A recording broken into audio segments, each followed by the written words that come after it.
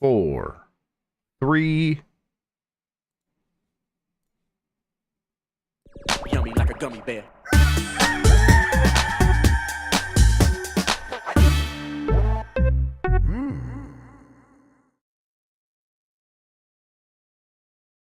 It's the internet. You're busy. Let's do this for October 23rd, 2023 for the next hour or so. Let me help you sort through the world of gaming on Game Mess Mornings Live with me, Jeff Grubb.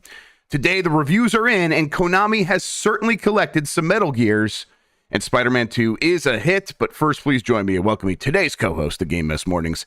It's Lex Luddy, everybody. Lexi, how are you doing? I'll be honest, I had a pretty shitty weekend, but I'm entering my Zen Master era. Nothing's going to bother me anymore. I'm not going to get mad about anything.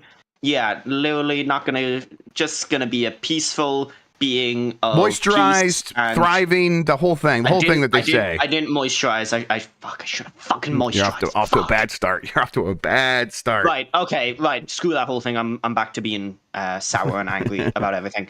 But yeah, I'm not doing too bad. I've been busy. It seems all of my work is coming out at the exact same time. Things that I've been working on for the past, over a year. Had an interview with Andrew Shouldice. Get published in Play Magazine, which is really good, and you should read it, especially if you want to check out what that game looked like at different stages during its 7 years of development. I have a piece coming up in the next Lost in Cult, which just got Kickstarter or funded, whatever. Kick-funded, yeah. Yeah, kick-funded. They have their own fundraising system. But go back that and buy that if you're curious. Fair warning for that one. A lot of trigger warnings. Not a fun piece. And I have 2 reviews this week. I think I'm with everyone else who is waiting on codes for at least one of those games. The other game, not as many people are excited about, but I think everyone's still waiting for that code. Yeah, I think I haven't heard anything, and I have honestly, yeah. It did not even occur to me until I'm like, it's Monday. Lexi's here talking about getting review codes. Fuck. All right, yeah, I guess it's time to look forward because I've been wrist deep in Mario Wonder over here and really enjoying myself. It's that is a very I'm sorry I said it that way. I'm sorry I said it that way, everyone, but it's true. I have been enjoying myself a lot with that game. Holy shit, that's a good video game. Please leave Mario alone. We say anything about Mario? There's a lot of elephants in that game. You got to do what you got to do. It's boy, that's a magical game. That's a magical game. But yeah, I'm with you where I'm like, okay, yeah, there's at least one huge game later this month. I still want to get my hands on and play, and I know everybody else does as well. So do you feel prepared for that? I mean, like you said, you had a lot going on. You got a lot going on over there. Yeah, I also have a piece on Polygon going up at some point today, maybe. But yeah, it will be nice to have some time to play some video games again. Even if I am reviewing them, it's always nice to play them. I think it's kind of weird because it feels like even though everything's arriving in October rather than November this year, it feels very late into the year. It already feels like we're right at the end of the year. And before we know it, it's going to be Game of the Year lists, and it's going to be Game Awards, and it's going to be everything. Do you think that is at all, even let's say a 10% effect of Jeff Keighley, because his award show is in early December, that if you if you come out too late, you won't be considered for that, and that probably does have an effect on sales if you're not in the Game of the Year or the Game Awards for Jeff Keighley, right? Yeah, definitely. And I think it's already fucking weird that we do the Game Awards in the first week of December. If the Oscars did it in the first week of December, that'd be fucking weird when you consider how many movies come out around the holidays. Well, I mean to that point, the reason the movies come out at the holidays is so that they are fresh in award voters' memories. That's why all the award-worthy stuff comes out at the end of this, at the end of the year in December, and then the shit stuff comes out in the beginning of January. All the shit that these movie studios know is terrible, they put that in January. That doesn't matter. We put out our prestige stuff in December, so that is something that does 100% happen in movies. So the idea that it would be happening in gaming isn't crazy. Although I mean, there's so many other variables and factors into like when you release a game and how long a game takes to make and all this stuff, and you know, getting it out before the end of the quarter. That stuff's probably still bigger, but I bet some of these companies are at least somewhat taking this into consideration, because November used to be the busiest month without a doubt. Now it's like feels like October now, and that makes sense if you're looking at it through the lens of Keighley. Do you think anyone's really mad that the Avatar game is coming out the same day as the Game Awards? Do you think anyone's really mad that it's not going to get nominated? Me. Well, I'm not mad it's nominated. I'm going to be mad I'm busy. I'm not going to be able to play it. I'm going to have to work instead. You won't be able to hang out with the memorable characters like Jake Sully. You got it. Jake Sully? Yeah. Yeah, absolutely. And the Tulkun, the most memorable characters in any movie, in any film of all time. A fucking space whale. That's Mike's Twitter handle. That's not a fucking character. Well, listen, if there's ever been a space whale, it's definitely Mike Minotti. It's not a fat joke because I'm fatter. You know, now that we talk about Mike and Avatar, his birthday is like the day after that, I think. So like, we could just save it for that. We could play that game for his birthday. Yeah. Play through all of it. Not allowed to leave LA until you beat it. That sounds like a delight to me. I'm all in. I'm trying to think of things that sound miserable, and you're like, fuck, yes. Yes, let's go. You can't get me, Lex. You can't get me. Let's explain what we do here. Most weekdays, I, Jeff Grubb, will help piece your gaming life back together. That includes breaking news and maybe even some of our own original reporting. For all these topics, I'll get the input of a bona fide expert who will make me look smart. If you are watching live on Twitch, welcome. You can always listen to the show later on podcast feeds by searching for Game Mess Mornings or find the RSS on giantbomb.com. You can also catch the show later with chapters and timestamps on YouTube. Hello, YouTube. I feel like that went by really fast. Am I talking too fast today, everybody? You know what? Too bad. I'm not going to slow down. We're 7 minutes in. Who cares? Yeah, exactly. All right, we have a lot to get into. We also just got another news story. Yes, we did. So we're actually going to start with that. We have a lot to get into, so let's start the morning mess with, let me click over here. Microsoft has confirmed its next Xbox showcase for this week, featuring new footage from third-party titles. I'm just going to click on this link here. I didn't even fucking see that. I was talking about Fallout TV show getting a release date. Oh, does it? Does it have a trailer? No, it just has like a Pip-Boy interface scrolling, it says the 12th or the 4th. American dates are so fucking stupid. I fucking hate your dates. Yeah, that's fair. It's the 12th of the 4th, 2024. What? The 12th of the 4th? What's the 4th month? I'm fucking April. Okay. April. Okay. April 12th. Okay. Yeah. You're right. The way we do our dates is weird. Sure, I get it. I mean, it's how you say it. The month comes first when you say it, so that's why we do it that way. But no, it doesn't. The month never comes when we say it. April 12th. April 12th. The 12th of April, yeah. Well, listen, if you're going to use of and big words like that, fuck. All right, so I guess we'll see more from that show here soon. But Xbox confirms its next showcase featuring Alan Wake 2, Like a Dragon Infinite Wealth. You happy? At least we got your game in there. I'm so fucking happy right now. And more. This is from Zachary Bodie at Windows Central. I'm pretty sure I played more that game than almost anyone on the planet because I queued. It was at EGX and I queued multiple times to play it, and they were not happy about that. A man who was clearly from Sega Japan was like, "This person already came up," and I was like, "Yeah, I just got here early." What's their problem? Jeez. Yeah. Well, I skipped the line the first time because I had an appointment, but the second time he was like, "What's this person here again?" So what? All right, here's what you need to know from Windows Central. Xbox's next digital showcase event is the Xbox Partner Preview, dedicated to third-party Xbox studios and partners. The show will be nearly 30 minutes long and feature trailers and gameplay footage from multiple games, indie gems, upcoming Xbox Game Pass games, and highly anticipated Xbox and Windows PC titles will all be present. That includes looks at Alan Wake 2, Like a Dragon Infinite Wealth, Dungeons of Hinterberg, Ark Survival Ascended, and more. I can't remember which one. It's not Ark Survival 2. No, I think this like the upgraded version of Ark. Like, did they like move it to fucking Unreal Engine 5 or something? And because I know they're doing a lot with that game still, and then they keep pushing back Ark 2, and Vin Diesel's just furious. Is there anyone playing that game except for Vin Diesel and like Russian bots? I mean, probably not. No, I mean, listen, those survival games are huge, but I guess you're right. It could be bots. I don't know. Is it bots?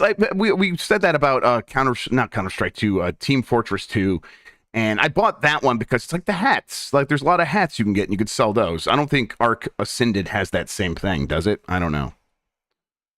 I don't know if they have any like internal marketplace. I'm also trying to see what Dungeons of Hinterberg is. This looks cool. Well, you're going to be able to see a lot more about it when this Xbox partner preview goes live Wednesday, October 25th, 2023. That's the year we're in right now, at 10 a.m. Pacific time and 1 p.m. Eastern. That's 6 p.m. BST bullshit time. Is that what that is? I can't do maths at this hour. When I say this hour, it's 4 o'clock in the afternoon. So any hour. Yeah, hey, I'm right there with you.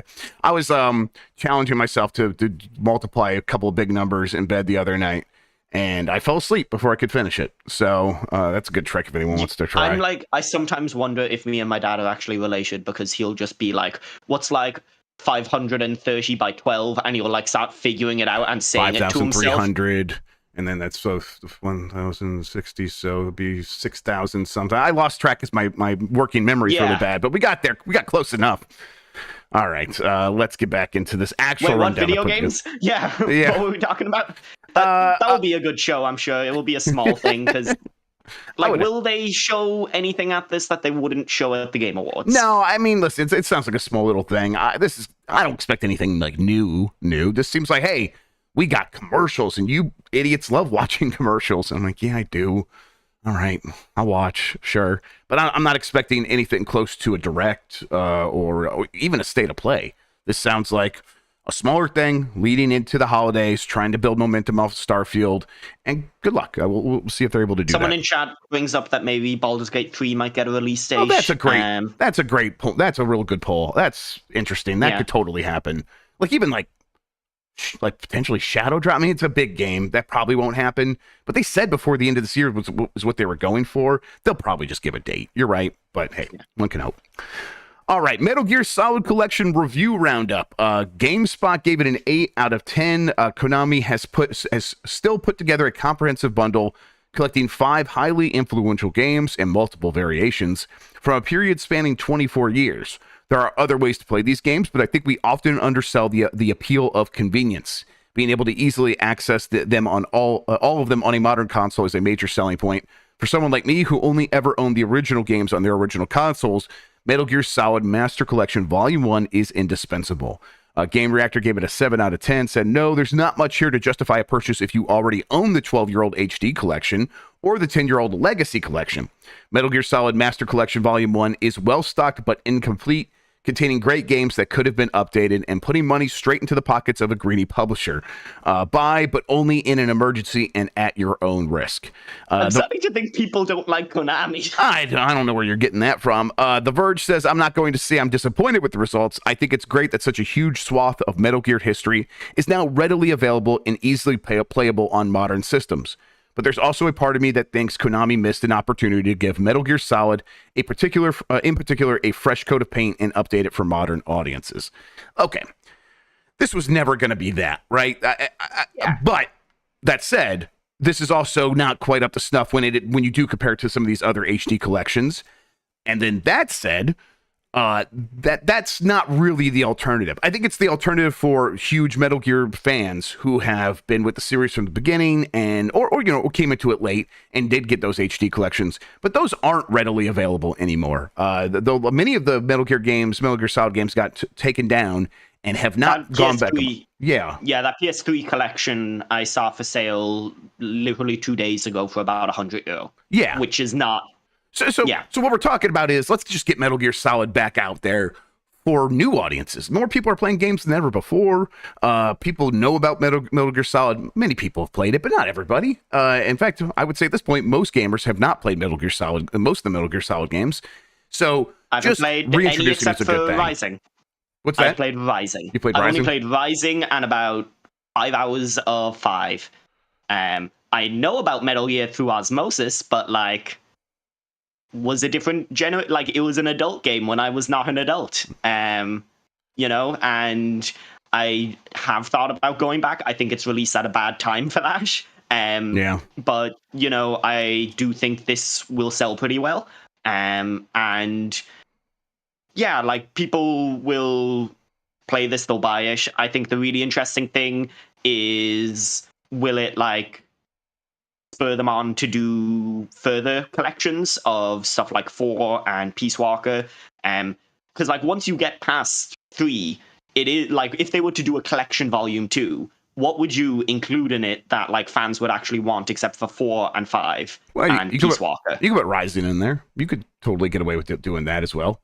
So is Peace Walker's not in this? Okay, so then yeah, that's enough for a volume 2. I think. Listen, if they get Metal Gear Solid 4 ported and working on everything, that's huge. Like, that's a major thing right there. And then they could sort of, whatever else they throw into that collection, volume 2, will sort of be icing on the cake, I think, for a lot of people. Oh, my good friend Scott McRae in chat shouts out Acid, Matt Rory's Metal Gear Solid Acid. There you go. Yes, the acids. Yeah. Yes, there's 2 acids, 3 acids. I never played any of them. Yeah, I mean, there's something they could do. For sure. VR missions, that's actually probably in here now that I think about it. What if they do one that's like just Peace Walker? They just re-release Peace Walker again, and they call it like the Miller Collection.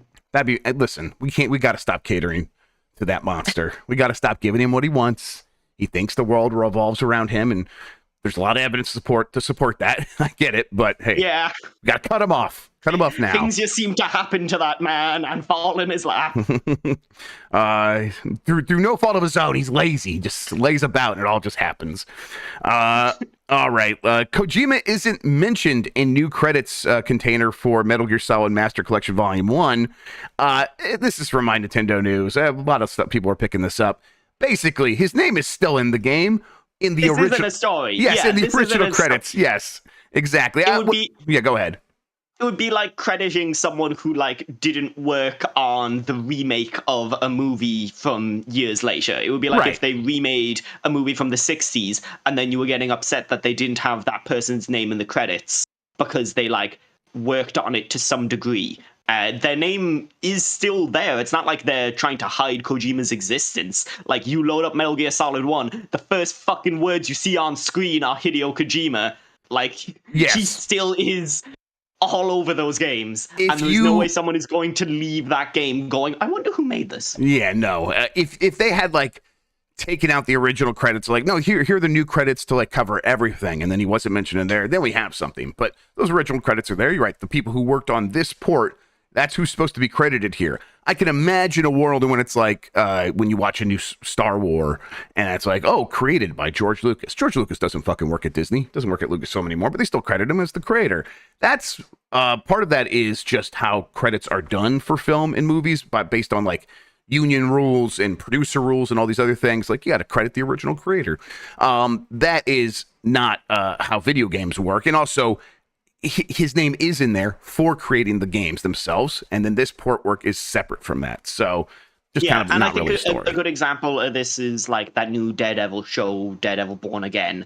They literally added the Born Again like extra bit to it so that they didn't have to pay royalties or include any mentions of the original creators. I don't know what any of that is. They're doing Daredevil again. Okay. Disney are doing Daredevil. Was this like a Disney show? I never watched it. It was a Netflix show, the Daredevil Netflix show. Daredevil. Oh, I thought the accent got me. Your accent got me that time. It said, I heard Daredevil. Yeah, Daredevil.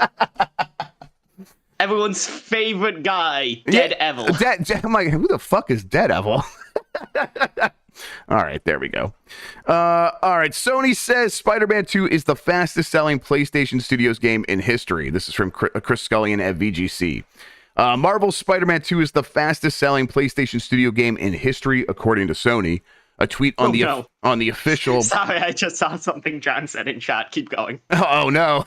Yeah, he got you. A tweet on the official PlayStation Twitter account stated that the game had sold through 2.5 million copies in its first 24 hours. Great news, Spidey fans. The tweet reads: Marvel's Spider-Man 2 has sold more than 2.5 million copies in the first 24 hours. Thanks for making this a high-flying launch. Crucially, the number specifically refers to copies sold through as opposed to shipped, which means people have actually purchase the game. This is pretty good. The last time Sony declared a game its fastest selling at launch was God of War Ragnarok, which it claimed had sold through 5.1 million copies in its debut week. But they never provided figures for the first 24 hours. But hey, if you want to extrapolate, you can imagine it's probably going to sell around the same, if not more. Yeah, it's interesting. I think Steven Totillo had a tweet about it of the previous games that they've added the title of fastest selling to. When they've announced it, was Spider-Man, the first Spider-Man, with 3.3 million in 3 days, The Last of Us Part 2 with 4 million in 2 days, and God of War Ragnarok with 5.1 in 4 days. And it's like, how are we measuring this? It feels deliberately obfuscated. It feels deliberately obtuse. Yes, exactly. I mean, let's be clear. This game's good. Obviously, it's selling well. Obviously, it's selling fast. How we compare it from one launch to the other, I mean, that's fuzzy anyhow, because there's a lot more systems out there, and then God of War Ragnarok came out on PS4 and PS5 and all this other stuff. This is just PS5. Whatever. This game was going to sell great. It is selling great, and Sony came up with one figure to be like, here's how it's selling faster than anything else. And it's like, okay, fair enough. If that's true, more of a vibe than anything. Like, yes, it's just and this is how we're feeling about it. It's and they definitely want to feel good about it, and I think they have accomplished that. I think the buzz going into this game was pretty high, but once those reviews hit and it was in that low 90 range on Metacritic, that is going to kind of boost the game through launch, and that seems to really have had a positive effect here. And then on top of that, people just really like Spider-Man. It's super easy. I was finding it super easy to fall into I fucking loved Miles Morales, and I don't know if a bigger one is even what I want right now. I feel like we capped off Miles' story really well, or left at a good point. I don't know where they're going to go from here. And I've only played 3 or 4 hours now over the course of this weekend. But I'm fucking hooked as someone who is reading a bunch of comics, loving that shit. But yeah, I'm really enjoy Insomniac's choice in adapting things, because they definitely do things their own ways. They're not just, a lot of the time you see a Marvel movie where it's just here's a story from a comic that we've adapted, or here's, in the case of Thor, the most recent Thor, here's 2 of the longest running Thor stories that we shoved into a 90-minute movie, and none of it fucking works. But I really appreciate that Insomniac take inspiration and then go somewhere quite different with all their stuff. It makes those games feel a lot more refreshing than they otherwise would feel, because can you fucking imagine if Spider-Man 2018 was another origin story? Can you imagine? Yep. They made the right choice of avoiding that, have the Spider-Man be established, and then they could have fun doing Miles' origin story and kind of mix around with that. I don't know. I think it's got to be cool to be Insomniac, to be Bryan Intihar, and be establishing a new Spider-Man lore that people are going to grow up with and remember and be like, that's my Spider-Man. That's pretty cool stuff. Now, I do wonder what's next for Insomniac beyond. I mean, obviously we know about Wolverine. We'll get to some stuff. He's teasing Spider-Man 3 and stuff. But it's a shame this game is doing so bad because it's too woke. Exactly. God, yeah. So I mean, listen, go woke, go broke. That's what I always say on this show. But yeah, I mean, we'll see. Insomniac seems like they found this a new niche. It's hardly weird. It doesn't make sense to call it a niche because it's so huge. But making these licensed Marvel games and turning that into these massive successes, I don't know if it leaves a lot of room for them to do other stuff. I don't know if they want to do other stuff because they're very good at this. So I'd be super upset if we don't get another Ratchet and Clank. I'd be really bummed. That I think is safe because I don't know, for some reason I think that's the one franchise that Sony's like, that's our family game franchise, and we'll keep going back to that. But I don't know, maybe I'm wrong. We'll see. We'll see. If they were to adapt a different superhero, I know you're not much into Marvel comics or anything. Are there any apart from Wolverine that you'd be interested in? Let's see. I mean, Black Panther and Iron Man are already spoken for. I think they could do an interesting job with Fantastic Four. I think if anyone could pull it off, it would probably be them. But I don't know. I'm like, of the superheroes that I would want a game of, we're getting that. We're getting Wolverine. Wolverine would have been the one. So I'm very glad that they're doing that. Naked Monk says Squirrel Girl. That's a good shout. That's like That'd be a fun. weird enough game that you could do some weird stuff with. I always think, and I have no idea if this is a spoiler or not because I've only played 3 hours of the game, but I would love Spider-Gwen Ghost Spider in this universe. Yeah, they get there eventually, I think, right? Yeah, like they get to a bunch of the different Spider-Men at some point. I appreciate that they've been very they've restrained themselves from going into the multiverse. Definitely. That's the right choice. They haven't exploded things out even too much to other superheroes. Like the Avengers Tower is there, but it's not like fucking Captain America is showing up. Which I appreciate that they're like, no, if we're going to make a Spider-Man game, we're going to tell a Spider-Man story. Yep. Which shows some restraint on their part. Yep. And that they're smart in how they incorporate that stuff like you said, in a very restrained way. So what do you think the next PlayStation Studios game is going to be the one that outpaces this? The next fastest selling one ever? Is it Helldivers 2? I'm probably almost certainly Helldivers 2. Yeah. No, Helldivers 2 does look great. Oh yeah, for sure. What's even on the books at the moment? There's Wolverine. But I mean, listen, we know that there's going to be a Ghost of Tsushima 2, and there's going to be a Last of Us Part 3. I don't think either of those actually sell faster than this. Probably not. No, yeah. And with the way that Naughty Dog seems at the moment, it seems like they're in a weird spot, so we probably won't see a Last of Us follow-up for quite a while. Ghost of Tsushima, again, like that game sold super well, but I'm not sure how much more exponential that goes out when they go to do a sequel. Yeah. I'm curious to see what any of their new acquisitions come up with. The interesting thing to me about a lot of those multiplayer games that they've announced recently, like there was that really weird state of play that they did that people didn't like because they like announced 2 multiplayer games and just showed cinematics, is like they've decided to go with original universes for those, which when you look back at like Sony basically made the whole thing like, let's move away from original universes and stick with the things that we know will do well, licensed IP and franchises that already sold $1 billion. So I'm curious what they're thinking for creating original IP for multiplayer shooters was. Yeah, I think that they probably are hoping for the best for those games. But if those games don't work out, I would expect them to try another round of multiplayer games, but like you said, with licensed IP, with big licensed IP. It's not everything's going to be Insomniac working with Spider-Man, but it does seem to have an advantage, at least when you look at the numbers of, hey, if it's an established IP and it's really good, it'll have a chance to go to that next level. If it's bad or middling, it could be a huge failure like the Avengers game. But if it works, it could be massive.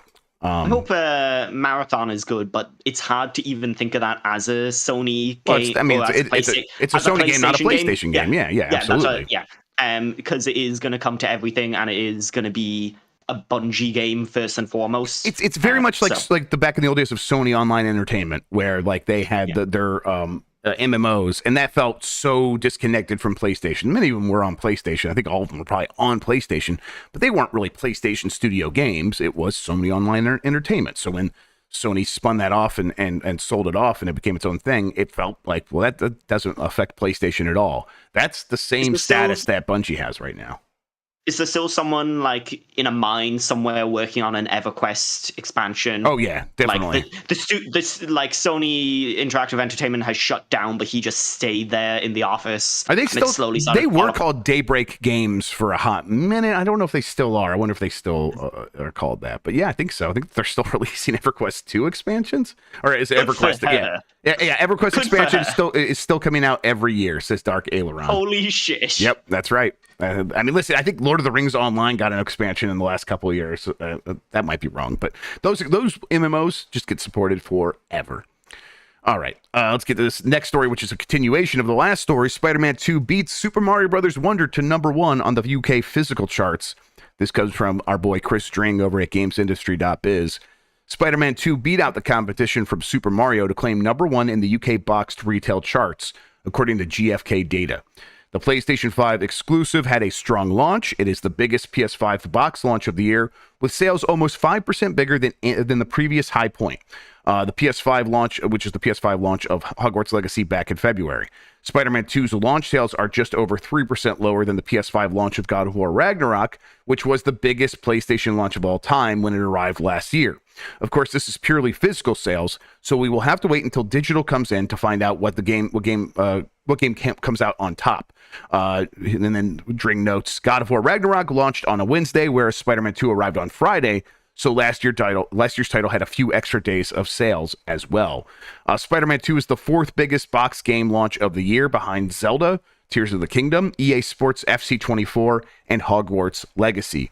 Compared with Miles Morales, which released on PS4 and PS5 in 2020, box launch sales of Spider-Man 2 are 41% higher. When looking at the original Spider-Man, the new game sales are 38% lower.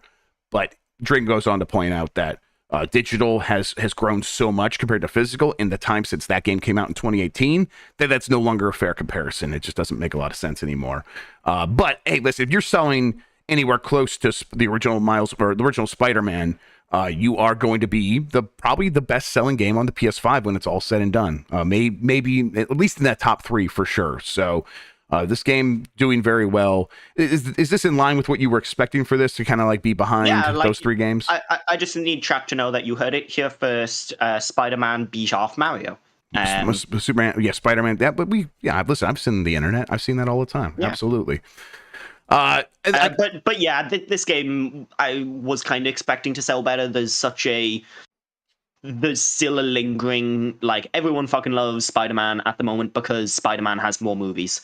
Ultimately, like, Mario has 1 movie, Spider-Man has 3 movies in recent memory, and I do think that those anecdotal things in the real world have a bigger effect than we often sometimes think. Yeah, I think UK is also just big on PlayStation, and they have a lot of PlayStations already, and the Switch is obviously doing great in the UK as well, but PlayStation's got that oomph in the UK, and I think that helps Spider-Man out a bit. The Drink says it was still a great launch for Nintendo as far as Mario's concerned. The game's sales are slightly ahead of New Super Mario Bros. Wii, which was released in 2009. This makes it the biggest 2D Mario game launch in UK history. In fact, it's only narrowly behind Super Mario Odyssey and Super Mario 3D All-Stars in the list of the biggest Mario platform game launches of all time.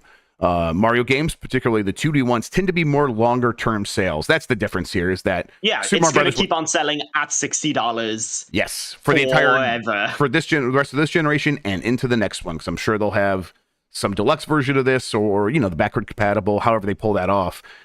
It will continue to sell, and it really, really will. Because also, I'm really glad that chat is losing its mind trying to figure out how many Spider-Man movies there are, and the number just keeps on going up. Let's see. So there's every time I look back, Toby's, the 2 Garfield, so 5, and then we had 3 with Holland, right? So we're at 8, and then there is. What else? I mean, okay, wait. Do we count the ones where he's not the star because he's in Avengers and stuff? Does that count?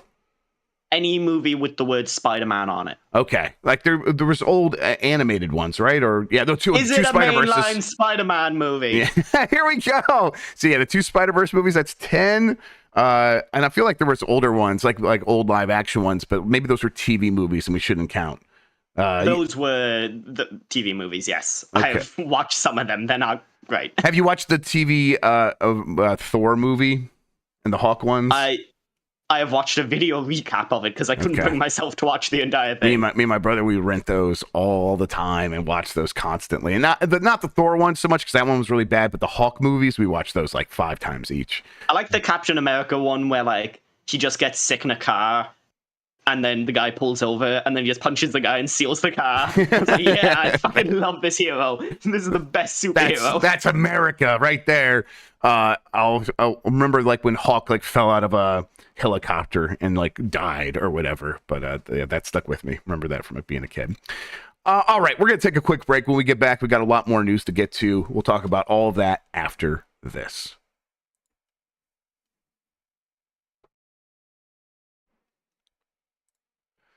We're back, and we are talking more about Marvel's Spider-Man, but this time Marvel Spider-Man 3. And Bryan Intihar saying that could be pretty epic, but we'll see. This comes from Ravi Sinha at Gaming Bolt. Marvel's Spider-Man 2 launched before the weekend and received rave reviews, but Insomniac Games is seemingly already thinking about the future.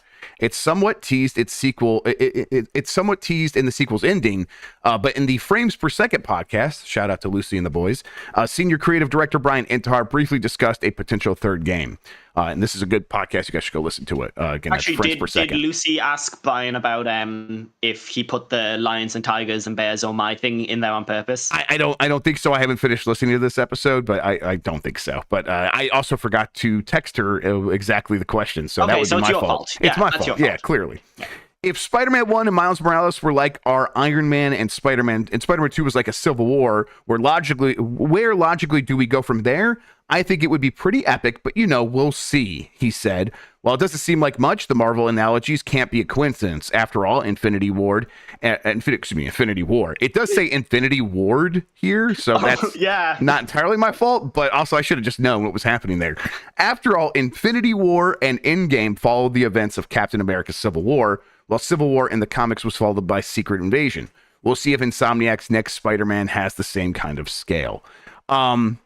They're 1000% making a third one of these. They're definitely making a third one of these. Oh no, I think they're done now. Yeah, you're right.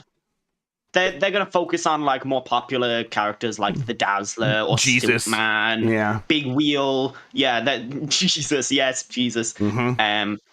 Insomniac's Jesus. Insomniac's Jesus. Can you imagine how many gadgets he'd have? Oh yeah, absolutely. Just like the cross would open up and each side would have a different gadget, and it'd be pretty sweet. So okay, he's also like been asked about, or maybe he wasn't asked, but someone from Insomniac was asked about a Venom game. So like they're teasing maybe a Venom game. Like, hey, we'll see what the fans say. And he's out there talking about, hey, Spider-Man 3 would be epic, and the game has a lot of setup for any potential sequel. What do you want to see Insomniac take on after Wolverine? Do you want Spider-Man 3 right away? Do you want them to do a stopgap sort of thing like they did with Miles Morales, which I know that might sound pejorative, but I think stopgap as in like, hey, this is another bump before we get to the real sequel. Or do you want to see them try something completely? Do you want to see them make Resistance again? What do you want to see? Fuck no. No. Everyone is screaming for more Resistance. Every time I log on, I can't get enough of it. But no, I do think that Spider-Gwen would be great for a Miles Morales style spin-off. I think that character is by far the most interesting Spider-Man character that has been around since they created Miles. And I think Gwen Stacy has, even after Spider-Gwen, has a lot of like years to make up for of being treated like shish as a character. And the way that Insomniac handles their characters and their writings, I would like to see what they do with her.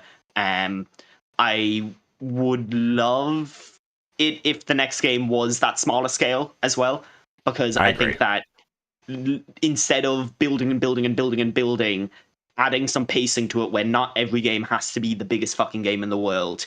Having it so that, like, no, this is a smaller story. This is a more personal story. And then going back to the bigger thing lends the bigger thing more weight. And you saw that with the Marvel cinematic stuff, where now that everything is trying to be a crossover event, and now that everything's trying to be the biggest thing it can, like, you don't get any time for character growth, and you don't get any time for why you actually care about all of these crossovers, because everything's a fucking crossover. And it's the kind of thing where they are going to have diminishing returns in terms of like what people are expecting from a Spider-Man 3. I think if they don't take a time with one of these, expand alone games like a Miles Morales, or maybe experiment. Because I think what happened was, you released Spider-Man in 2018, then in 2020 already you got Miles Morales ready to go, and that's because it's using the same city and stuff, and they're smart about that. And no one's out there complaining about that with Spider-Man 2. We're like, oh, it's the same city again. It's like, no, Spider-Man's in New York, and it's like such a huge advantage for Insomniac to help them get these games out on a good pace. But what as much as I love how they focused in on what you're doing in Spider-Man 2 and making sure that the stuff is rewarding and fun, it is still mostly the stuff you were doing in the first game. That's not really a complaint. It is the case. Now, I think if we get to the third game and we're still mostly doing the same stuff we were doing in the last one, and the story kind of works the same way, where it's a lot of forced walking and talkings, and it's a lot of I don't want to complain about too much, but Mary Jane doing her stuff. I think at that point it's like, oh, okay, this series isn't really growing in new and different ways. experiment with a smaller standalone thing, maybe with a different character. Spider-Gwen would be very cool. Ghost Spider. I mean, hell, they even with the story of Spider-Gwen, it would make sense to set that in a separate universe with a different art style. Sure, and that would be, and I think that would also make sense for how they where the status of the world is in the core Spider-Man games, to like have like a, obviously then that does have the threat of the multiverse at that point, though, if you have your own separate universe over there made by the same studio. But hope maybe they could still have that restraint. And also that means they can get more of these games out faster if the next one is a smaller, more focused one, and then they do Spider-Man 3 after that. But I do wonder where that leaves the rest of Insomniac's games, and even like the idea of them taking on a new IP, which seems just very unlikely at this point, right? Fuse 2. Okay, well, okay. Now that you've said that, that's definitely going to happen. 100%. We'll see. I still like the idea of a big studio like this taking on new IP, but if I were them, I would not. I just wouldn't, and so I don't blame them for not doing it either. We'll see what happens. All right, let's move along here. Nintendo accounts to help ease next-gen transition, according to Doug Bowser. This is from Liam Doolin at Nintendo Life. Nintendo of America President Doug Bowser has reiterated in the same interview with Inverse how Nintendo accounts would carry over to a new generation of hardware. While he can't comment and won't comment on rumors about a Switch successor, Bowser did essentially reconfirm Nintendo accounts will be utilized going forward to ease their transition process. He further mentioned how the goal is to minimize the dip you typically see in the last year of one cycle and the beginning of another. Doug Bowser said, well, first, I can't comment, or I won't comment, I should say, on the rumors that are out there about a Switch 2. But one thing we've done with the Switch to help with the communication and transition is the formation of the Nintendo account. In the past, every device we transitioned to had a whole new account system. Creating the Nintendo account will allow us to communicate with our players if and when we make a transition to a new platform, and to help ease that process of transition. We've talked about this before. Nintendo, in its earnings reports, when it's talking to investors, has pretty much said this exact thing. But now it's like Doug Bowser out there kind of communicating it publicly and setting up expectations of how this could work. A Nintendo account only matters to us as consumers if there is this strong continuity from the Switch to the Switch 2. If something is actually carrying over, like who fucking cares if it's just your username? Exactly. What people actually care about is their save data. Right, and it's like, key to that is I'm subscribed to Nintendo Switch Online, and I'm going to keep that subscription because I'm getting the same benefits, if not more, on the next system. That's going to help. That's the thing that actually helps smooth over these transition periods for these companies. That's what Sony did really effectively from the PS4 to the PS5. It had it kept growing through those years, where in the past it always had a major, huge fall off when the last system stopped selling and the next system had all this the cost associated with getting it off the ground. Well, that wasn't a problem anymore, and Nintendo definitely wants that for them. They looked over what Sony's doing like that. We want that for us. But that means we got to get something out of this. How are you feeling about backward compatibility and that continuity from the Switch to the Switch 2 at this point? Yeah, I was going to say a lot of this, the particular phrasing of like, oh, we don't want a big drop, that really does spell sort of this feeling of like, oh, you're working on a lot of cross-generation games. Because if you don't want to see a drop, you're still going to need some of them to sell on the thing that actually has a bigger user base. Otherwise, like, even if you do have, save data carry forward, if it's not also carrying back, then you're not going to have the same sales of games without as many consoles in the market. This is a really good interview. You should go read it. Willa did a great job on it. And I think it's really interesting to see someone like Doug Bowser sort of just straight up asked a lot of the questions. Like, he's not going to answer a lot of these, but you still have situations like this where things that are relevant come out of them. And it sort of shows why asking these questions, even if you know they're not going to answer them, is worthwhile. The other thing that was interesting about this interview was him basically saying that Nintendo of America would recognize any unions if they were to form, but also basically saying like, but we have such a good work environment, no one's really talked about forming a union, and everyone loves working here, and we don't have any staff turnover, which is a really like nice way to get around like, we have a lot of contractors who are fucking miserable and do that. So he had like some basically he's some line where he's like, everyone's always smiling and happy. And it's like, yeah, when you're around, people are gonna smile at you because you're the boss, like you're Doug Bowser, and if you're around, people are going to smile at you because they want you to think that they're happy people that you want to be around. So that's maybe not a great measure of whether or not people are being treated fairly at work. He's saying that they would recognize unions or at least have that conversation. That's something. But Nintendo of America and Nintendo across the board around the world has had trouble with labor, just like all these other companies, and isn't some special case. And you go a little back into their history in Japan. Eiji Aonuma talking about, man, I never see my family. I'm like, oh fuck, dude, you should probably change that. There's that old demo derby where whoever was on it was watching the Gran Turismo footage that they had, and the developers are like, we sleep here every night. We bought in mattresses and put them under the desks, and like that was the fucking stuff being shown like as promotional material. Like, you know, a lot of Japanese companies fucking have this history in their blood, and it, you know, even if the American side is saying like, oh, everyone's fucking happy, the European side saying that, the Japanese side saying that, you don't know. Yep, exactly. All right, let's hit these last couple of stories. Report says PlayStation head of production is leaving after 34 years. This is from Alex Hopley at Game Reactor via David Jaffe. It is being claimed that Connie Booth... Yep, here it is. Okay. Here we go. It is being claimed that Connie Booth, head of production at PlayStation, has left the company. The concrete details are as yet unknown, but David Jaffe hopped on YouTube recently to explain Booth's alleged departure. Here's what I could tell you. She is no longer at Sony, right? I don't have a lot of details. I don't know if she was fired or laid off. When I heard the story, everyone was telling me she was fired, said Jaffe. I've heard it from 4 people, 2 in and 2 out of Sony. Jaffe elaborated by saying that Angie Smets, a 20-year veteran at Guerrilla, would be taking the role. Again, these sources are unverified at the moment, so we can't confirm or deny anything for sure. But by Jaffe's account, Booth is out of PlayStation along with her team. This is like, he was tweeting about this on Sunday, I guess, saying that, hey, it's just a shame what's happened to PlayStation. The PlayStation we know is dead. Like, they still make good games, whatever. I'm not like, you know, saying it's the end of the world, but the PlayStation I worked at's gone. It's like, okay. It's hard to take a temperature reading from a David Jaffe sort of rant. But we don't really know what happened here. Don't know what this means for PlayStation. I don't think PlayStation's commented on this yet.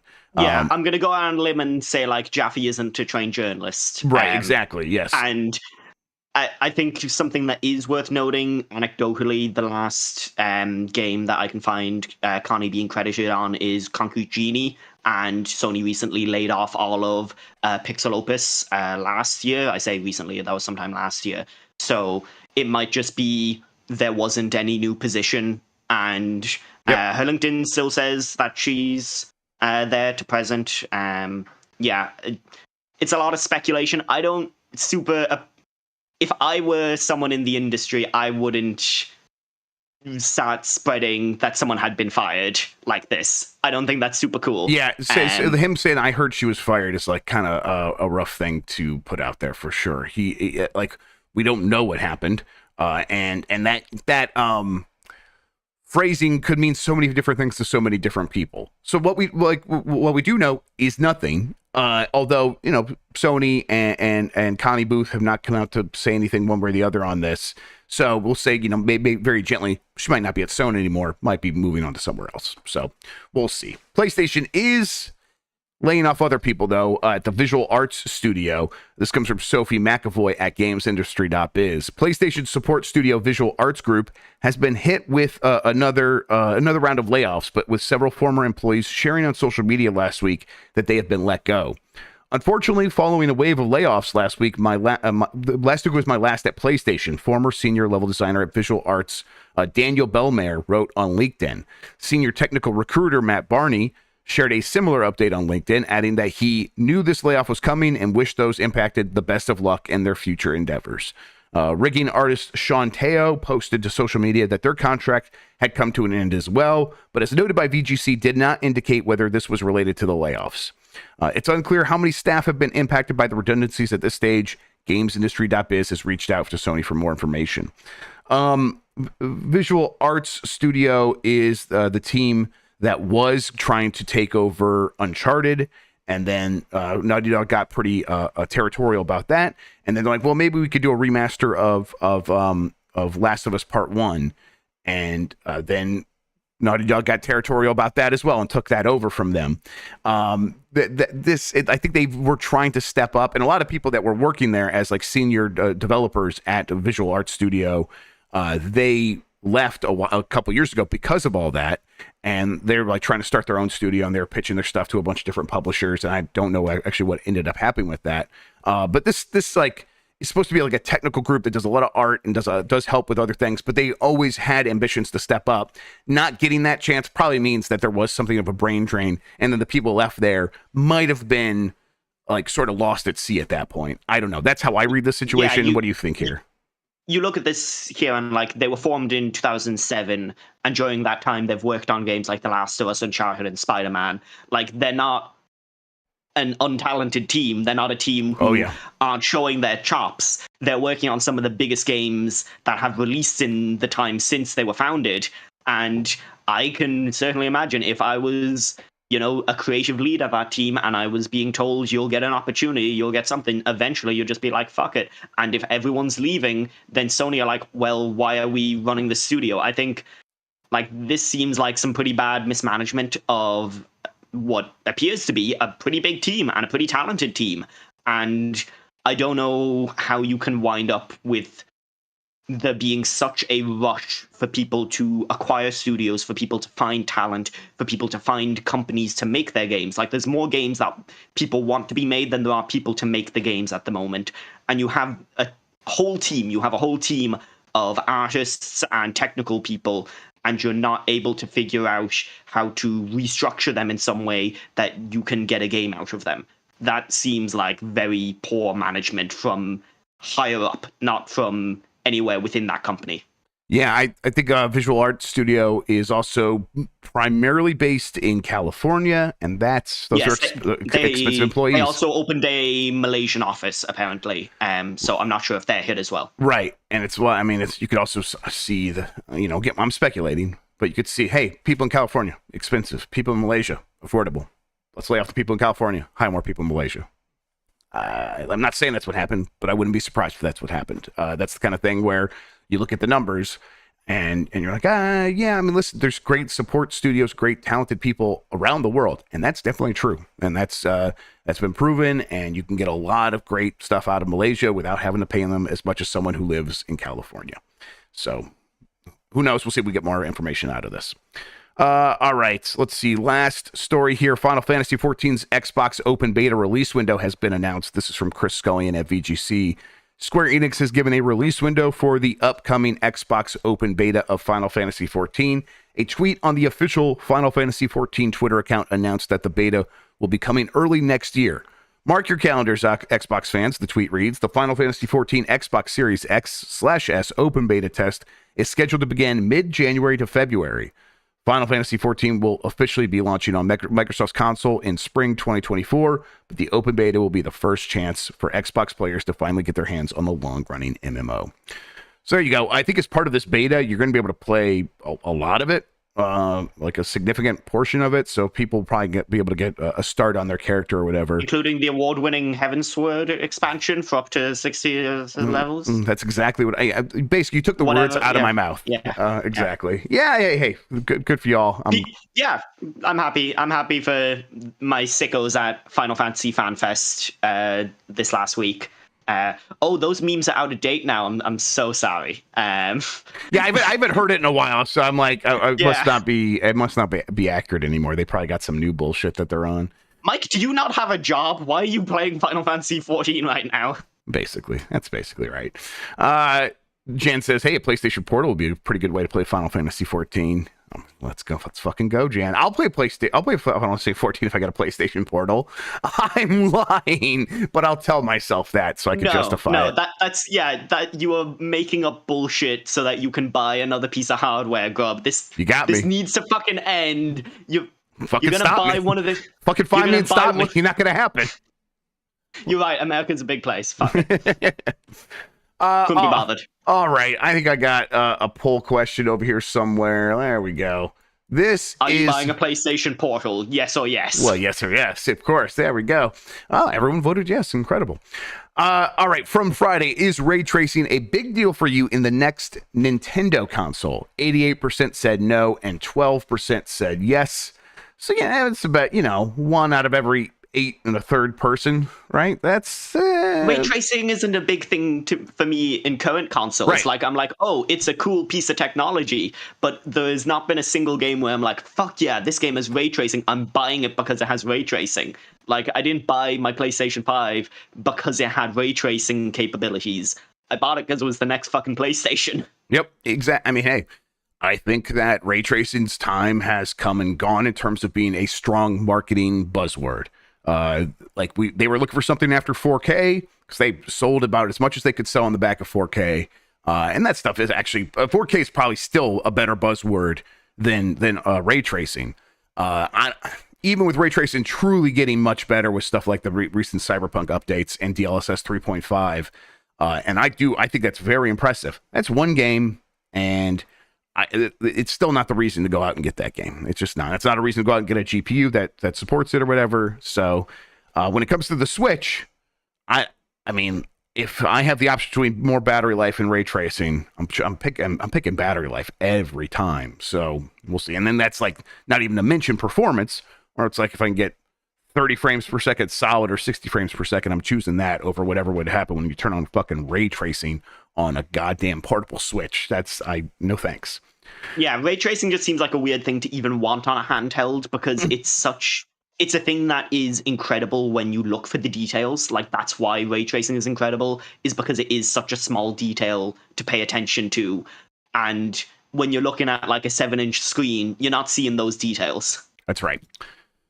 Yeah. I mean, and listen, that lighting already looks good. That's the biggest thing. That was ray tracing's biggest problem, is that baked lighting looked fantastic. Artists got really good at that. And so ray tracing had to deal with artists basically emulating what ray tracing was. Ray tracing emulates the real action of light. Artists were already doing that and getting pretty close, and if not actually surpassing in a lot of ways, because they can take artistic liberties with what happens with light. So when people look at a game, they're like, it looks like a video game. What are you talking about? And you have to explain, well, this is cool because of this. And so that sounds great for developers. And that's really what this is. Good for developers. And then occasionally it might look really cool in very specific circumstances in something like a Cyberpunk. All right. We got a new poll question. We're going to get to that in a second, though. Lexi, first, why don't you tell people where they can find you, what you have going on, all that good stuff. Remind them about that Lost in Cult book as well. Yes, Lost in Cult are doing their next volume of Lock On. You can find some familiar names in it, like Lucy James and Ben Starr. I also spied in the author list, and I'm in there. So you can go back that book and get a pre-order version. My first piece for Polygon went up at the start of the show about trans representation in movies this year. I'll share it in chat now. So go read that and don't say mean things, because that would be uncool. But if you're looking for me, and if you want to say mean things to me, I'm on Twitter at basically Lexi, both of which have eyes in them. You can find the website that I run, Start Menu, on Twitter at the Start Menu. We're a place for people to break into the industry. And you can find me bopping around occasionally on this website, annoying everyone here. It's a beautiful thing. Excellent. I love Lost in Cult. I contributed to their handheld book that they did for the Steam Deck. Right when I got my Steam Deck, they're like, "Hey, you want to contribute?" I'm like, "I got a fucking Steam Deck. You want me to write about that?" And they're like, "Yeah." So you should have asked them if you could just contribute for all the unknown Chinese handhelds that no one's ever heard of. Next round, I'll get that for sure. Yes, I'd love to do that, because there's some cool stuff that happens with those things. All right, new poll question: what do you want Insomniac to make after Wolverine? Venom, Spider-Man 3, a different Marvel hero, or a new IP? And yes, you're right, I didn't include Resistance. Very interesting that you pointed that out. I didn't. You're right. Sorry.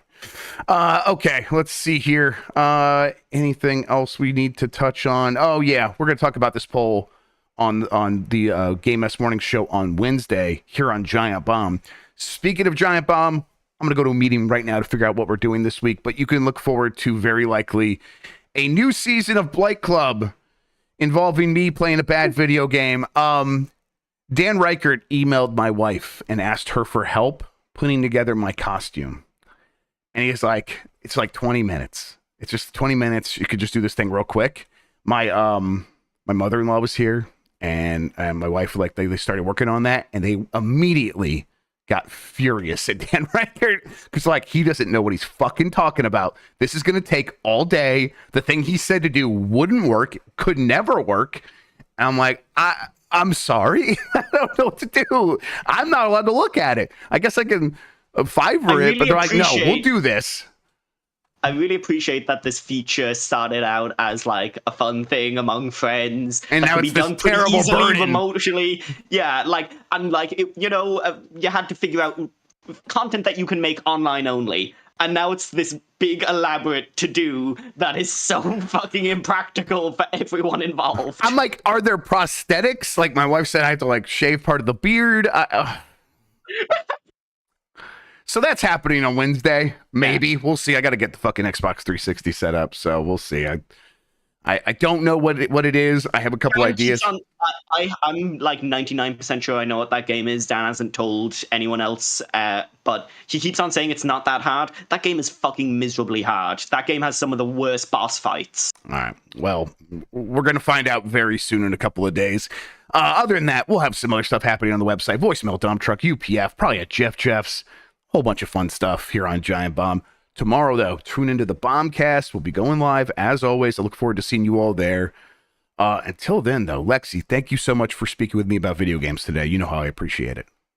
Thank you for having me on and letting me promote all my bullshit. I love it. Love your bullshit. Some of the best bullshit out there. Until next time, everybody, you're the best audience in gaming. Have a good one. Take care of yourself. And goodbye. Fade to black.